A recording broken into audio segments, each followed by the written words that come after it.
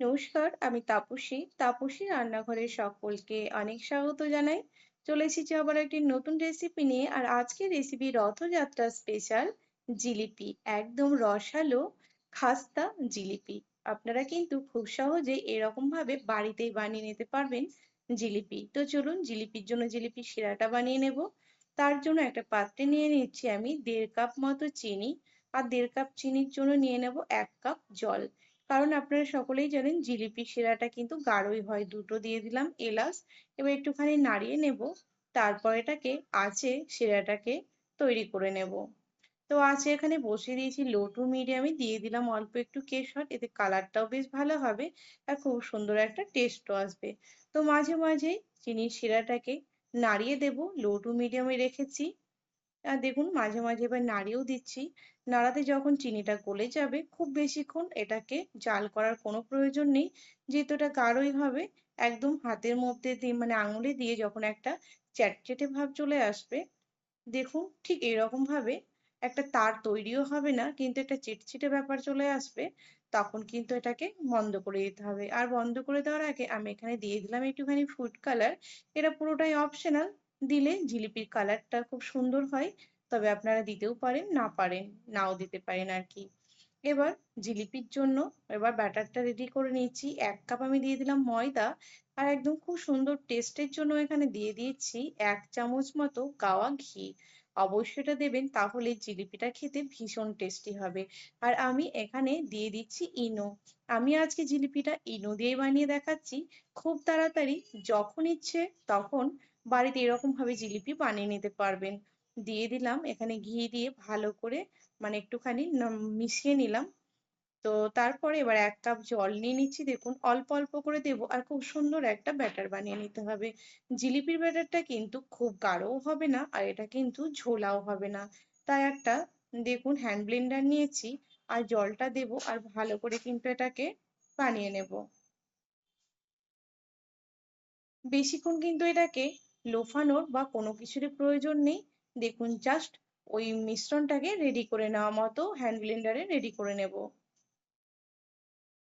জিলিপি খেতে কিন্তু আমরা সকলেই ভালোবাসি। দেখুন ঠিক এইরকম ঘনত্বের হবে, তবে আপনারা একটু পাক দিয়ে দেখেও নিতে পারেন যে ঘনত্বটা কেমন হবে, তাহলেই বুঝতে পারবেন। দেখুন দেখে নিশ্চয়ই বুঝতে পারছেন ঠিক বেটারটার ঘনত্বটা একদম রেডি হয়ে গেছে। এখানে একটা নিলাম গ্লাস, গ্লাসের মধ্যে একটা পাইপিং ব্যাগ নিয়ে নিলাম, যেহেতু কেকের বানানোর জন্য আমার বাড়িতে এটা থাকে।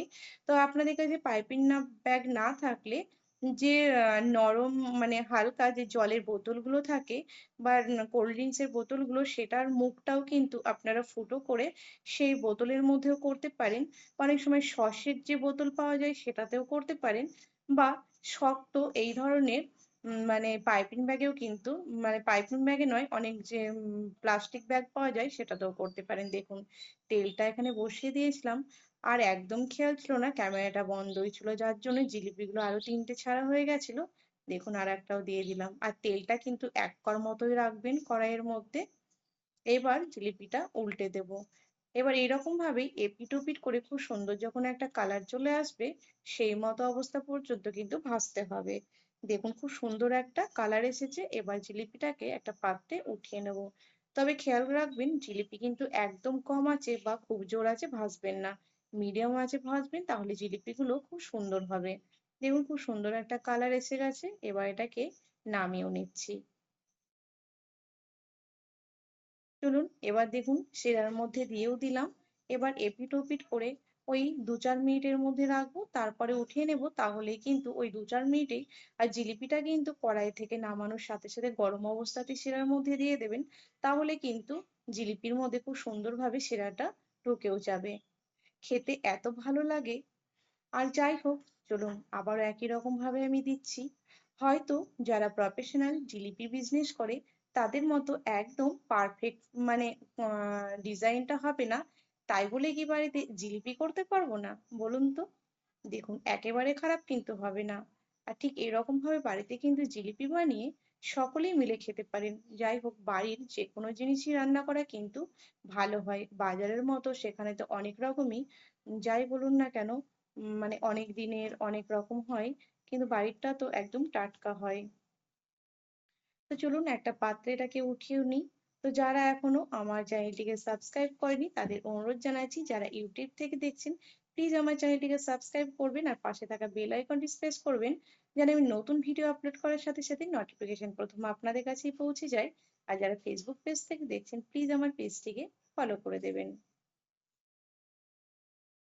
তো দেখুন, এক এক করতে করতে পুরো ১ প্লেট জিলিপি আজকে ভাজা হয়ে গেছে। আর ১ কাপ ময়দা দিয়ে কিন্তু এতগুলো জিলিপি হয়েছে। তো চলুন, জগন্নাথ আমার রেসিপি যদি আপনাদের ভালো লেগে থাকে তাহলে লাইক শেয়ার করতে ভুলবেন না। কমেন্টে কিন্তু আমাকে অবশ্যই জানাবেন এই জিলিপি রেসিপি আপনাদের কেমন লেগেছে। ভালো লাগলে এরকম ভাবে আপনারাও বানিয়ে নেবেন বাড়িতে জিলিপি।